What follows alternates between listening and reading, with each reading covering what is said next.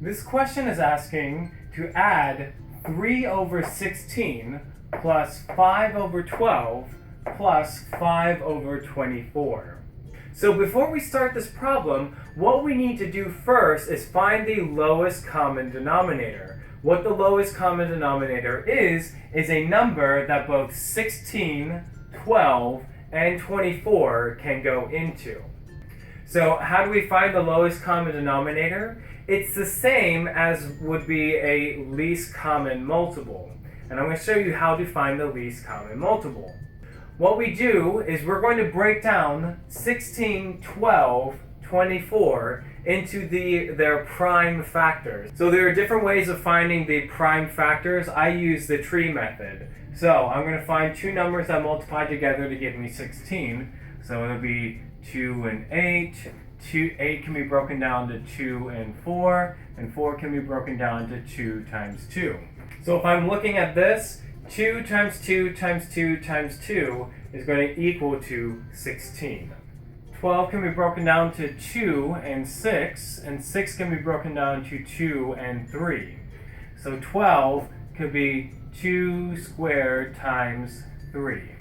24 can be broken down into 2 and 12, which can be 2 and 6, which could be 2 and 3. So 24 is 2 times 2 times 2 times 3. So 2 to the third power times 3. So now that we've broken them down into their prime factors, we're going to find the greatest amount of one prime factor and multiply it by other prime factors. What I mean is that there are 4 2's in 16, there are 2 2's in 12, and there are 3 2's in 24. So I'm going to find the greatest amount of prime factors for the number 2, which is 2 to the fourth power. So the other prime factors is 3 and 3. So we have only 1 3 here, and we only have 1 3 here. So I'm just going to use one of these 3. So I'm just going to circle this one. So from here, I'm going to multiply 2 times 2 times 2 times 2 times 3, which is going to give me 48. And 48 is my least common multiple, which is also my least common denominator, which means that 16 can go into 48, 12 can go into 48, and 24 can go into 48.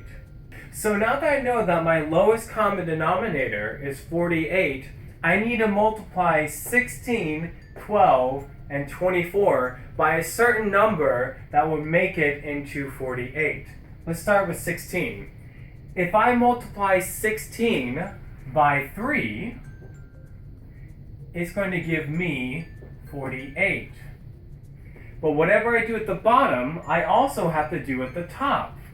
So if I multiply the bottom by 3, I also have to multiply the top by 3.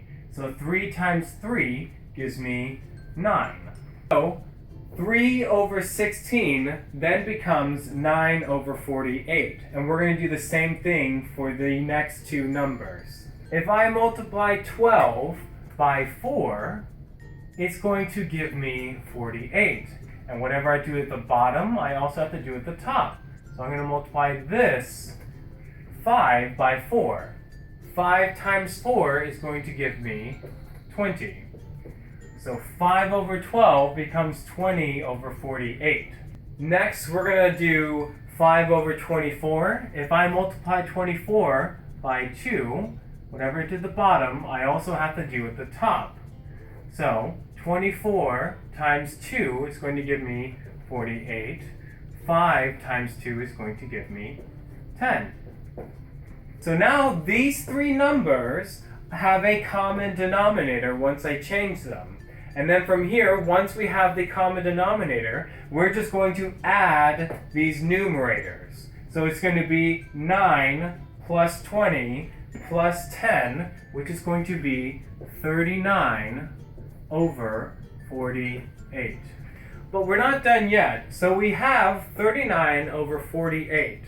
So we know that a number can go into 39 and to 48. That number is going to be 3.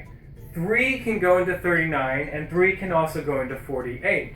3 can go into 39 13 times, and 3 can go into 48 16 times. So now that there's no number that can go into both 13 and 16, that means it's simplified to its lowest terms. So that means 13 over 16 is going to be my final answer. This question is asking to subtract 7 over 15 subtracted by 5 over 12. So what we're going to do is we're going to find the lowest common denominator between 15 and 12. The lowest common denominator is a number that both 15 and 12 can go into. So what I'm going to do first is I'm going to break down 15 to its prime factors.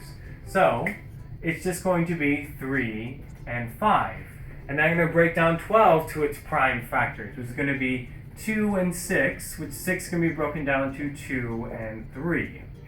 So now that I've broken these two numbers down to their prime factors, I'm going to circle the greatest amount of the prime factor, meaning that I have two 2's here and I have no 2's here, so I'm going to circle these two 2's. Next, I'm going to find the greatest amount of 3's. So there's 1 3 here and 1 3 here, so we only need to use one of them. And then the same thing for the 5. So we're going to use only 1 5 because there's 1 5 here and no 5's here. So now that I've circled the greatest amount of each prime factor, we're going to multiply 2 times 2 times 3 times 5. And what that is going to give us is 60. So 60 is my lowest common denominator. So now that I know that the LCD, the lowest common denominator, is 60, I'm going to multiply 15 by a number to give me 60 and multiply 12 by a number to give me 60. Let's start with 7 over 15. If I multiply 15 by 4, whatever I do at the bottom, I also have to do at the top. So I'm going to multiply the top by 4 as well. 15 times 4 is going to give me 60. 7 times 4 is going to give me 28. So 7 over 15 became 28 over 60. Let's do it for 5 over 12. If I multiply 12 by 5, I'm going to multiply the top also by 5. 12 times 5 is going to give me 60. 5 times 5 is going to give me 25. So now that we have the common denominators, all we're going to do is we're going to subtract the numerators. So it's going to be 28 minus 25, which is going to give us 3 over 60. But we're not done yet, because there's a number that can go into 3 and can also go into 60. That number is 3. 3 can go into 3 one time, and 3 can go into 60 2 times, 20 times. So 7 over 15 subtracted by 5 over 12 is going to give us the final answer of 1 over 20. And 1 over 20 is my final answer.